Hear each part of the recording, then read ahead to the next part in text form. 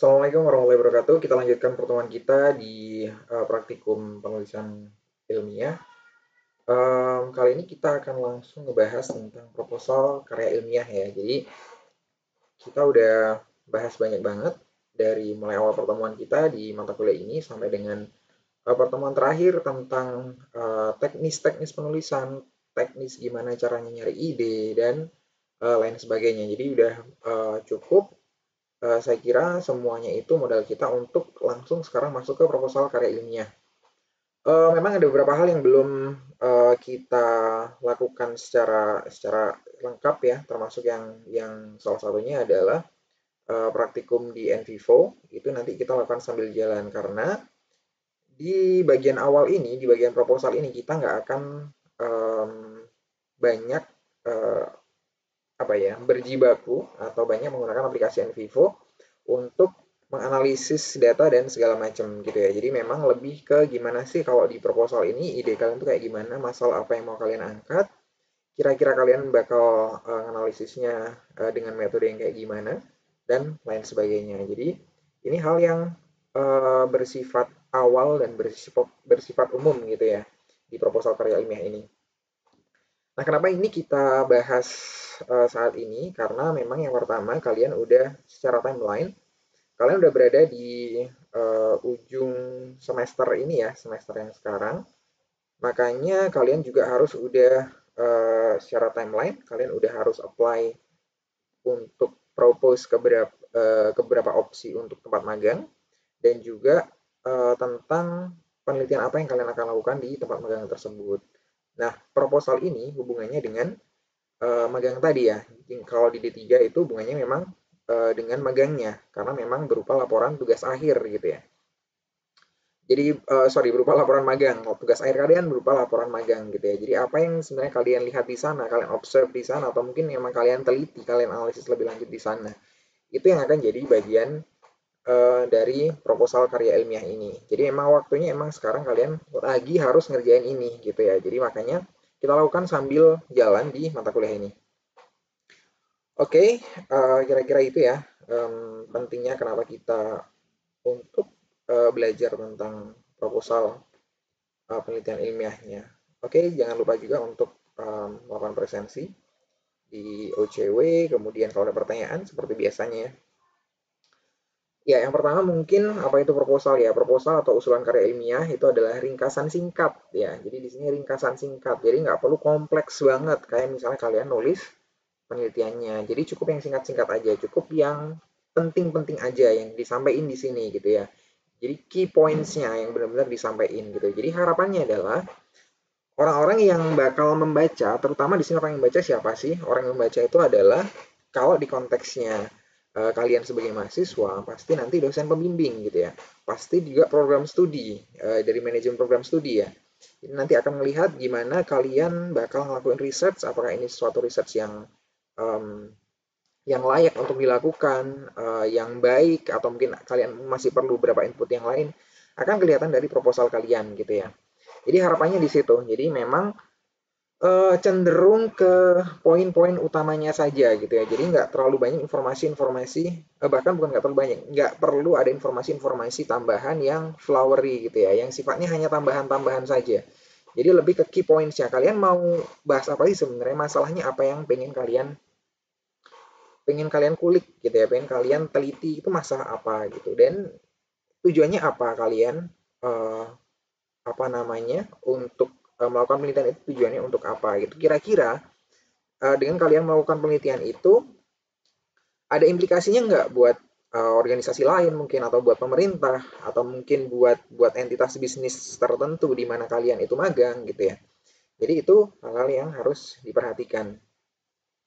Jadi di sini kita balik lagi ya ke penjelasannya di sini. Itu adalah ringkasan singkat dan koheren ya. Koheren itu artinya nyambung ya. Jadi utuh dari penjelasan dari keseluruhannya. Dari bagian awal sampai bagian akhir gitu ya.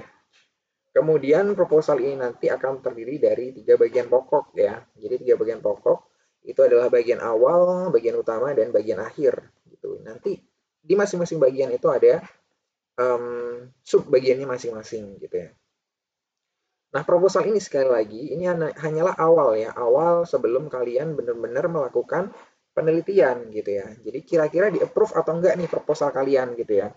Jadi kalau misalnya contohnya proposal kalian itu nggak cukup dalam atau masalahnya nggak cukup jelas gitu ya, atau mungkin bisa jadi masalahnya udah terlalu sering diteliti gitu ya, terlalu sering diteliti atau mungkin itu udah usang, bahasan yang usang dan lain sebagainya, maka nanti dari pihak prodi, dari pihak dosen juga, dosen pembimbing juga akan mengevaluasi ya.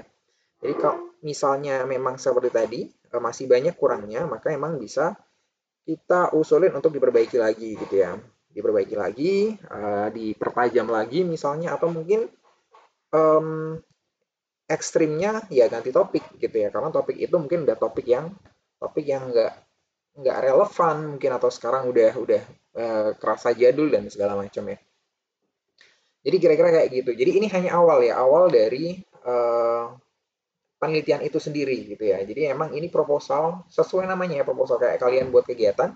Proposal ini kalian baru propose, kalian baru buat boleh nggak saya meneliti kayak gini gitu. Kira-kira bagus nggak gitu ya. Tapi itu dituanginya di tulisan gitu ya. Jadi itu kira-kira proposal ya. Jadi nanti setelah proposal ini masih ada proses yang cukup panjang. Proposal ini hanya awal banget. Jadi awal banget sebelum kalian melakukan penelitian apakah disetujui atau enggak. Sama dengan kalau kalian mau magang di tempat tertentu ya. Entah itu di instansi pemerintah atau itu di apa namanya perusahaan tertentu, kalian pasti juga harus ngajuin proposalnya kan ke prodi. Jadi harus ngajuin proposal ke prodi, boleh nggak di sini dan segala macam. Yang ngevaluasi pasti ngelihat juga gitu kan, apa yang kalian mau pelajari di sana tuh apa gitu, apa yang mau kalian teliti di sana ngapain gitu kan.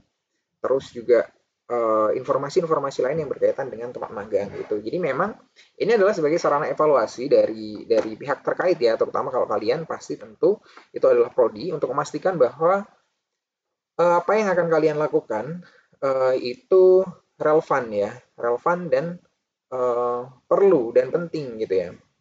Jadi seperti yang udah kita pelajari di sebelum-sebelumnya, ada dua hal itu yang penting ya. Jadi ada relevan dan penting gitu ya.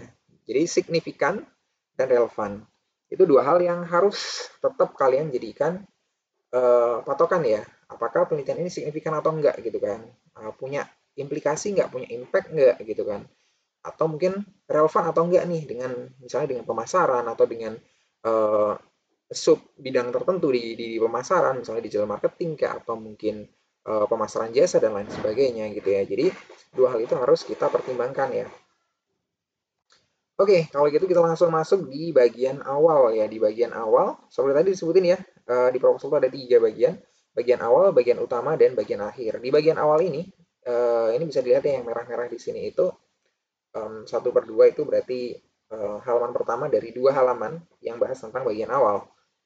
Nah, di sini bagian awal ini lebih cenderung ke sampul ya, ke halaman sampul gitu. Jadi semua yang ada di bagian awal ini tercakup di sampul di satu halaman aja gitu ya. Mulai judul penelitian ya, judul itu gimana sih yang bagus gitu ya. Judul itu dibuat singkat ya, singkat di sini jelas, kemudian menjelaskan dengan tepat topik masalah yang hendak diteliti dan tidak membuka penafsiran yang beraneka ragam. Artinya di sini juga harus singkat dan jelas ya, sekali lagi jangan terlalu flowery gitu ya. Kalian memakai bahasa yang akademik tingkat level dewa misalnya ya. Jadi yang bahasa-bahasa yang dengan istilah-istilah yang keren banget. That's fine sebenarnya, nggak ada masalah dengan hal itu. Cuman harus relevan ya, harus relevan dengan penelitian kalian gitu. Kalau emang penelitian kalian emang bahas tentang itu, ya emang kalian harus pakai bahasa yang itu gitu kan. Nggak bisa digantikan dengan bahasa yang lain. Cuman kalau misalnya kalian lagi nggak bahas itu, hanya untuk memberikan impresi ya, biar orang-orang lain bakal impress gitu, wah keren banget penelitian kamu tentang ini gitu. Padahal sebenarnya di dalamnya nggak banyak ngebahas tentang itu, atau bahkan nggak bahas sama sekali. Makanya jangan pakai kata-kata yang seperti tadi gitu ya. Jadi pastikan itu emang sesuai dengan konteks yang kalian teliti, sesuai dengan topiknya juga gitu ya. Jadi jangan keluar dari situ. Jadi harus udah tepat gitu ya. Jadi orang ngelihat judul pertama kali itu udah ngerti kira-kira oh ini bakal ngebahas tentang ini gitu ya. Gitu. Jadi ini ya, judul dibuat singkat, jelas, dan menunjukkan dengan tepat topik masalah yang hendak diteliti gitu ya. Nah, ini kalau misalnya dari pengalaman, ada beberapa pengalaman memang saya membaca antara judul dengan apa yang dibahas di dalamnya itu nggak begitu relevan gitu ya. Di judul menyebutkan istilah tertentu yang itu sebenarnya malah nggak dibahas di bagian baik itu studi pustaka atau apa namanya tinjauan pustaka atau mungkin di bagian-bagian berikutnya, bagian pembahasan dan lain sebagainya itu sama sekali nggak disentuh gitu ya. Jadi judul ini dari mana sebenarnya kan? Jadi pertanyaan. Jadi jangan sampai memberikan judul yang itu bukan kalian gitu ya. Yang itu bukan researchnya kalian. Ya researchnya kalian seperti apa? Ya udah buat judulnya sesuai dengan researchnya kalian gitu ya. Jadi di sini emang kita nggak bisa terlalu banyak apa ya? Terlalu banyak kreativitas ya, terlalu banyak kreativitas kayak misalnya kita buat judul di koran dan lain sebagainya atau di novel, nggak seperti itu ya. Jadi emang harus jelas di sini. Kemudian kalau yang berikutnya sih lambang ONS itu saya kira udah pasti ada ya, kalian udah biasa buat yang itu. Diameternya udah di atur di sini pada umumnya 5,5 cm. Kemudian jenis karya tulis itu udah biasa juga diajukan untuk mengkapi tugas-tugas bla bla bla bla bla ya. Jadi itu udah biasa kalian tulis juga. Kemudian nama mahasiswa, nama ditulis lengkap ya, nggak usah pakai gelar. Kalau kalian udah punya gelar sebelumnya misalnya, kayaknya sih belum ya. Jadi itu juga nggak perlu gitu ya. Dan jangan disingkat juga kalau misalnya nama kalian seperti misalnya nama saya Maeda Diki Chandra gitu. Biasanya saya nulis nama saya pakai saya singkat ya Maeda D titik Chandra. Tapi dalam hal ini kalau misalnya kita buat dokumen-dokumen yang resmi kayak misalnya karya tulis seperti ini ya kita lengkap nulisnya Maeda Diki Chandra ya. Jadi harus lengkap. Kemudian nomor induk mahasiswa ditulis juga ya NIM-nya yang sesuai NIM-nya masing-masing. Nama program studi ini pasti sama semuanya, program studi Diploma 3 Manajemen Pemasaran, Sekolah Vokasi, Universitas 11 Maret ya. Nama kotanya juga jelas ya sama ya di Surakarta semuanya. Jadi beberapa prodi memang ada di luar Surakarta ya, seperti akuntansi ada di Madiun, cuman untuk pemasaran semuanya kan di Surakarta. Kemudian tahun karya ilmiah, tahunnya 2021 berarti nanti kalian ya, baru mulainya di sana. Oke, cuman kalau kalian buat proposal yang untuk tahun 2020 ya ditulisnya 2020 ya, jadi biar tetap relevan. Oke, itu kira-kira yang bagian awal. Nah, ini contohnya. Contohnya ini agak gambarnya agak kurang jelas ya. Saya dapatnya seperti ini. Tapi sebenarnya ini saya ngebuat sendiri ya. Jadi ini hanya contoh judul ya. Jadi contoh judul kalau di sini evaluasi efektivitas program brand ambassador dalam meningkatkan awareness konsumen milenial terhadap merek The Paragon ya. The Paragon ini salah satu merek hunian kos-kosan ya. Kalian pasti ngerti. Jadi kayak gitu kira-kira kan dari judul yang seperti ini kan judulnya cukup singkat ya, cukup singkat sebenarnya cukup clear. Yang dianalisis apa, yang masalahnya apa, itu jelas gitu ya. Yang hubungannya dengan apa? Jadi kan di sini hubungannya adalah program brand ambassador dengan awareness konsumen milenial gitu ya. Yang kita teliti siapa itu di Deparagon gitu.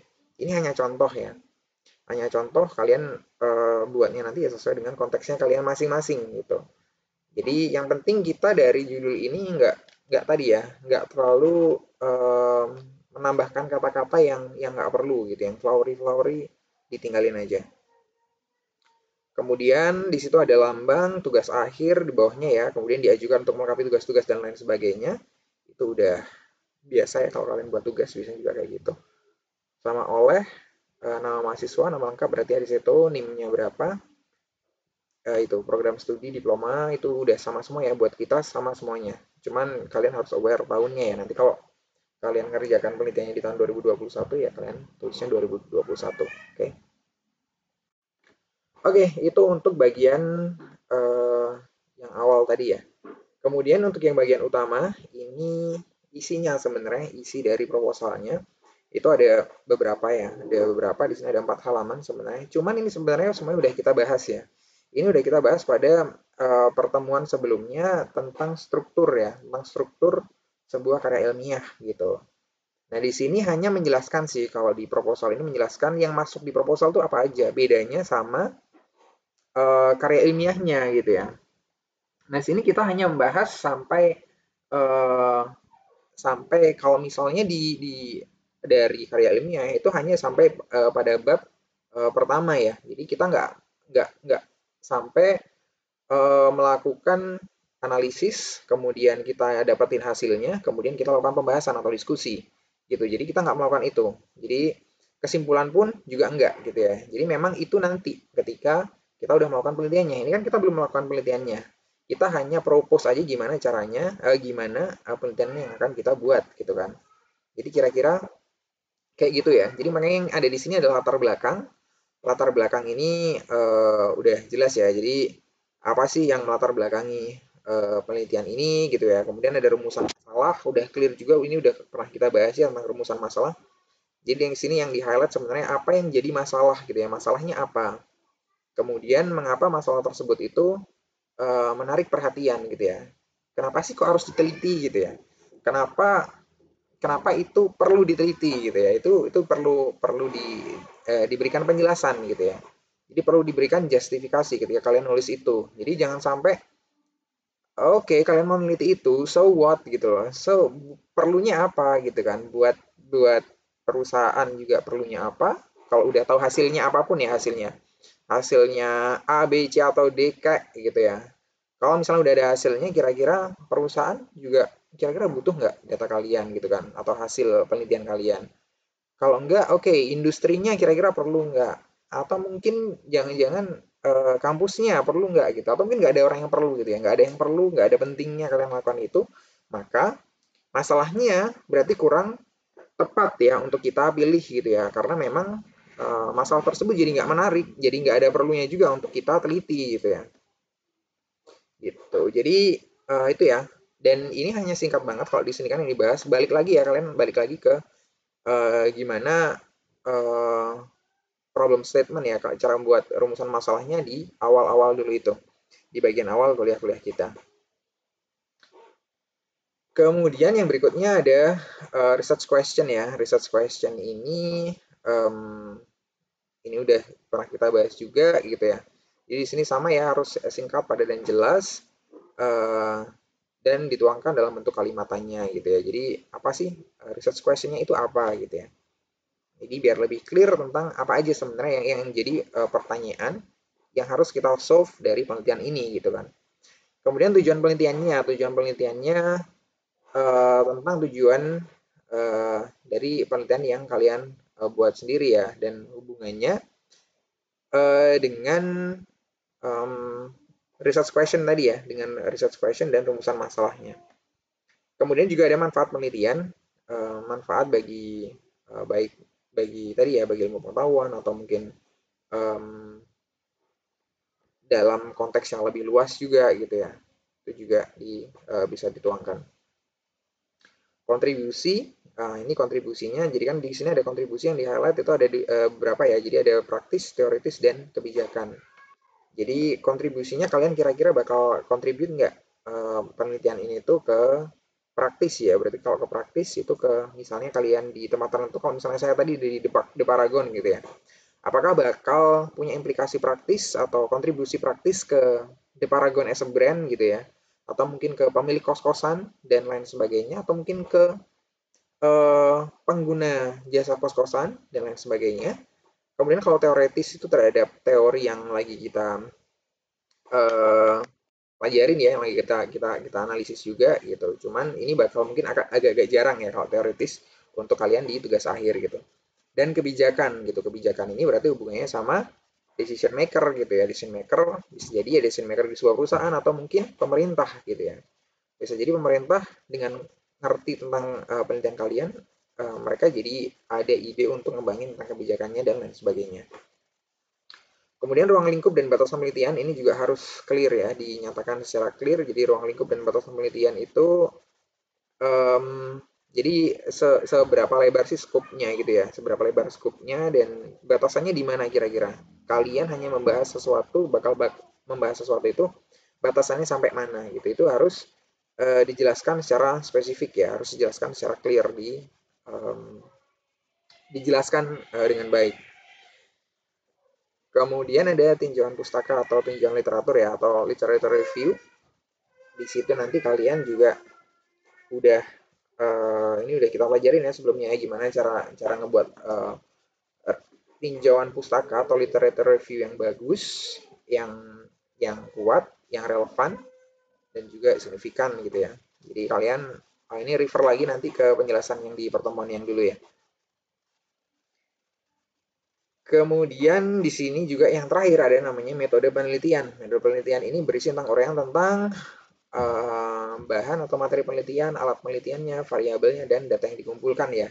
Jadi kira-kira kalian bakal ngumpulin data apa gitu. Dan kira-kira data ini bakal kalian apain gitu kan. Analisisnya nanti bakal kayak gimana dan lain sebagainya. Jadi itu kalian jelaskan juga ya metode kalian itu dalam meneliti itu nanti kayak gimana gitu ya. Jadi itu aja ya bagian utama itu. Sebenarnya secara sederhana sih kita nangkepnya ya, kalau di bagian utama ini adalah hanya tentang penelitiannya ya. Penelitiannya ini masalahnya apa, kita mau bahas masalah itu karena apa gitu. Masalahnya ini cukup cukup keren enggak atau cukup layak enggak ini kita angkat gitu ya, ini kita teliti. Itu kita jelaskan di sini gitu ya. Dan kemudian tujuan kita ngelakuin penelitian itu buat apa gitu ya. Kontribusi yang bisa kita kasih itu nanti kayak gimana sih kira-kira gitu ya. Kemudian sampai nanti pada akhirnya kita juga melihat di tinjauan dari pustaka ya, tinjauan literatur tadi itu, kira-kira penelitian seperti ini udah diteliti nggak sebelumnya gitu, atau mungkin udah diteliti di beberapa negara tertentu, sedangkan di Indonesia belum. Itu ya perlu kita nyatakan di sini ya. Kita state di sini bahwa ini sebenarnya penelitian seperti ini sudah banyak dilakukan di beberapa daerah, beberapa negara, misalnya dengan penelitian A, B, C, D, E gitu ya, di negara misalnya Azerbaijan gitu, misalnya Somalia dan lain sebagainya. Kalian sebutin itu gitu ya. Itu bisa jadi kutipan buat kalian gitu ya. Jadi kalian sebutin itu dan sedangkan di Indonesia kalian juga harus bisa buktikan kalau memang belum ada penelitian tentang yang kalian teliti misalnya contohnya. Itu bisa kalian state nanti di bagian literature review ya, di bagian tinjauan pustaka. Dan kemudian pada akhirnya adalah setelah kalian udah jelasin itu betapa sebenarnya penelitian ini cukup sound ya, cukup perlu, cukup penting, bakal punya efek yang signifikan, masalahnya udah clear dan lain sebagainya. Kalian juga harus ngerti gitu ya dari metode penelitian ini gimana cara dapat datanya gitu ya. Data apa yang kalian cari dan ketika data itu udah kalian dapat, bakal kalian apain datanya untuk dapat hasilnya gitu ya. Untuk dapat hasilnya datanya bakal kalian apain? Setelah dikumpulin misalnya kalian analisis ya, analisis dengan misalnya template analisis gitu ya, pakai aplikasi Vivo dan lain sebagainya.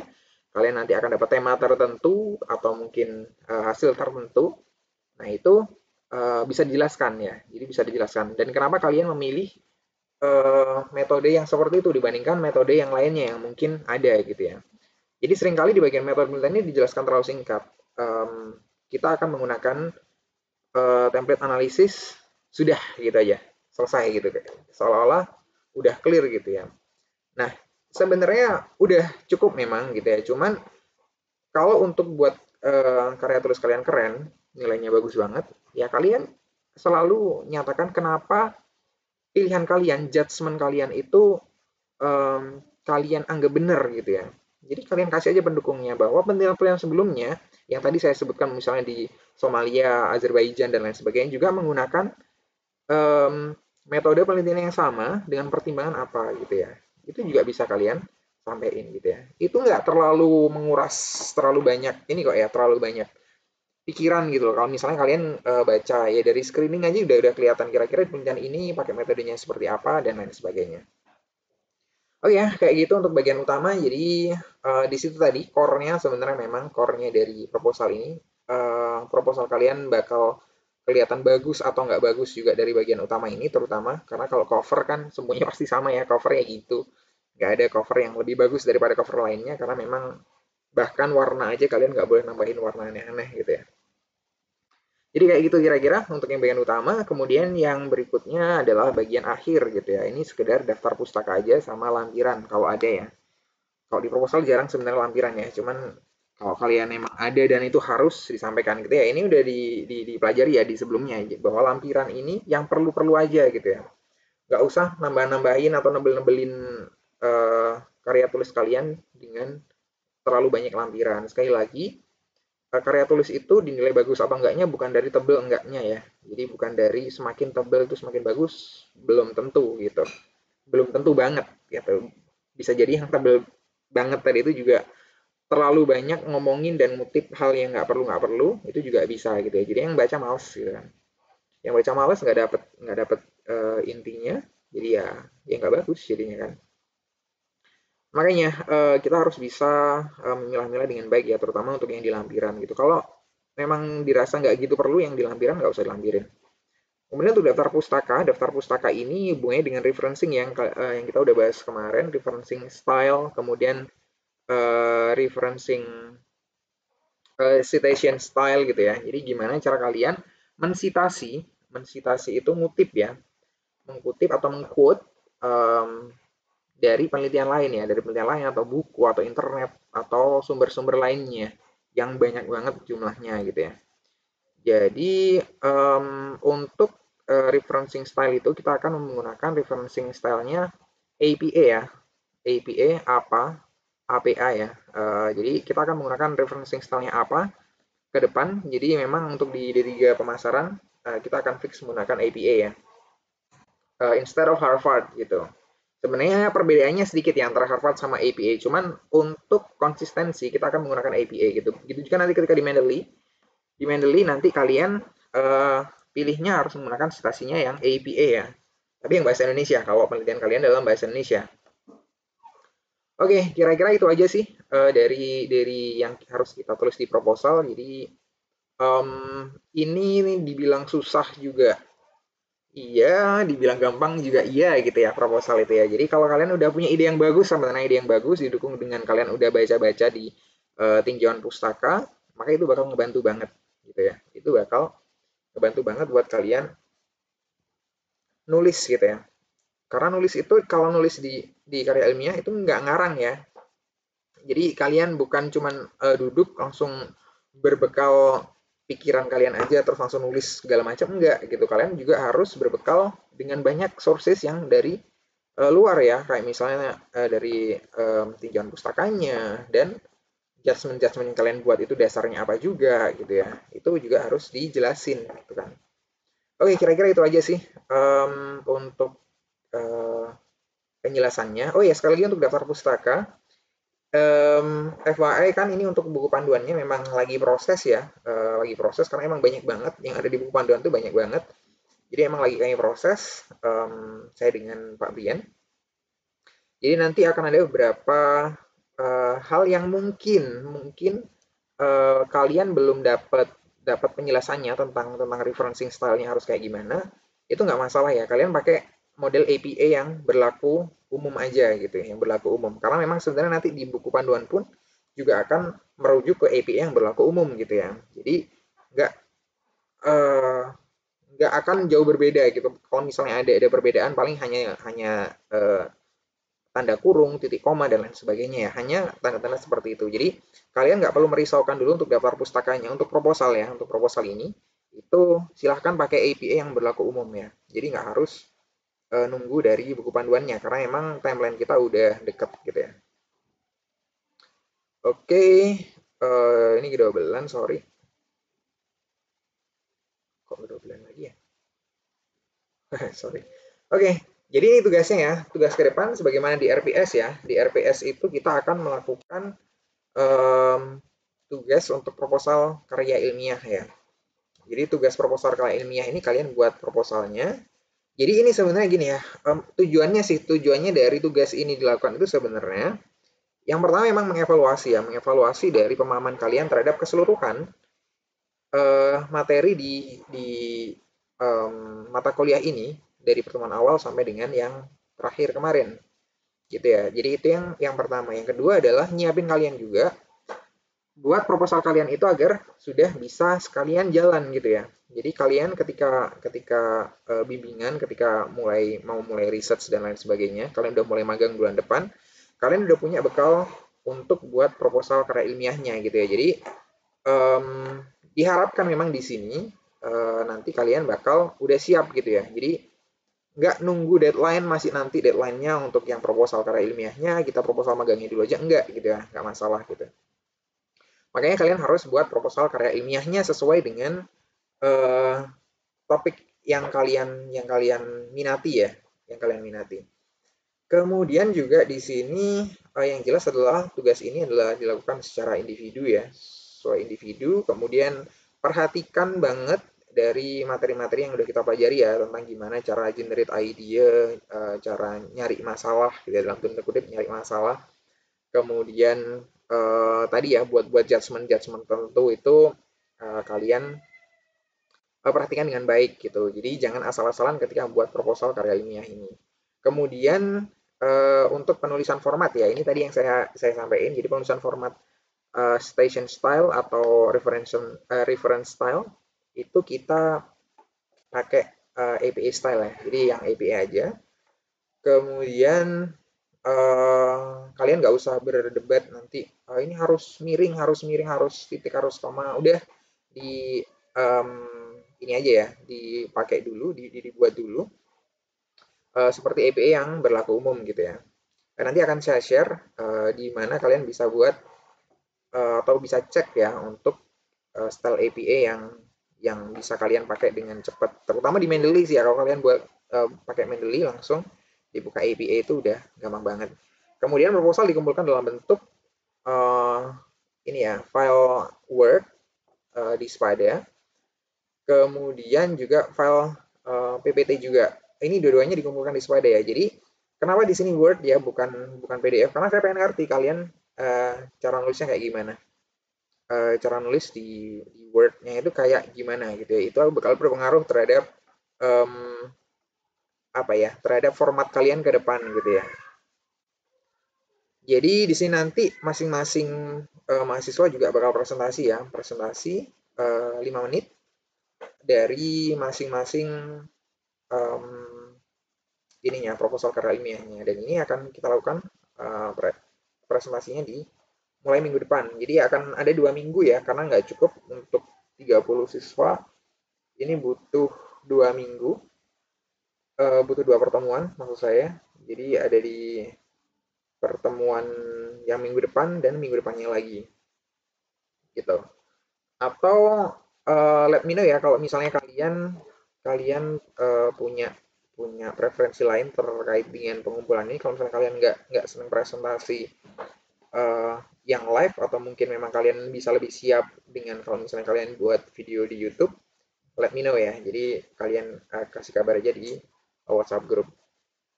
Jadi masing-masing cuma 5 menit. Sekali lagi, kemudian urutan giliran presentasinya nanti juga diumumkan kemudian. Gitu. Kemudian proposal penelitian ini juga nggak harus sama persis ya, nggak harus sama persis karena kan kalian juga masih dalam proses approval untuk proposal magang gitu ya. Jadi ketika proposal magang kalian tuh nanti misalnya yang disetujui berbeda dengan yang ada di proposal karyanya ini, nggak masalah gitu ya. Saya hanya menilai yang di sini dari yang kalian buat ketika di mata kuliah ini ya.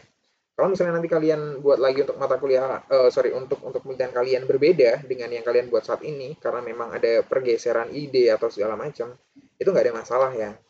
Cuman emang akan lebih bagus sebenarnya dan lebih smooth kalau misalnya itu bisa align gitu ya. Kalian udah bisa buat sekarang proposalnya segala macam, itu udah sesuai gitu kan. Bakal enak ya, bakal enak kalian ke depan nggak usah ngulang lagi untuk ngelakuin ini gitu. Cuman itu kondisi ideal ya, nggak selalu bisa seperti itu karena tempat magang pun kalian juga bisa jadi akan berubah ya dari yang udah kalian propose ya. Kemudian yang terakhir sih, kalau misalnya kalian masih ada kendala terkait pembuatan proposal karya ilmiah ini, uh, langsung hubungi saya secara pribadi sih boleh gitu ya, atau dosen pembimbingnya kalau misalnya udah in touch sama dosen pembimbing ya terkait dengan magang dan tugas akhir gitu ya. Jadi kalau misalnya udah in touch sama beliau-beliau, langsung aja dikonsultasiin sama beliau-beliau gitu ya. Tapi kalau misalnya belum pernah kontak sama sekali, nggak apa-apa.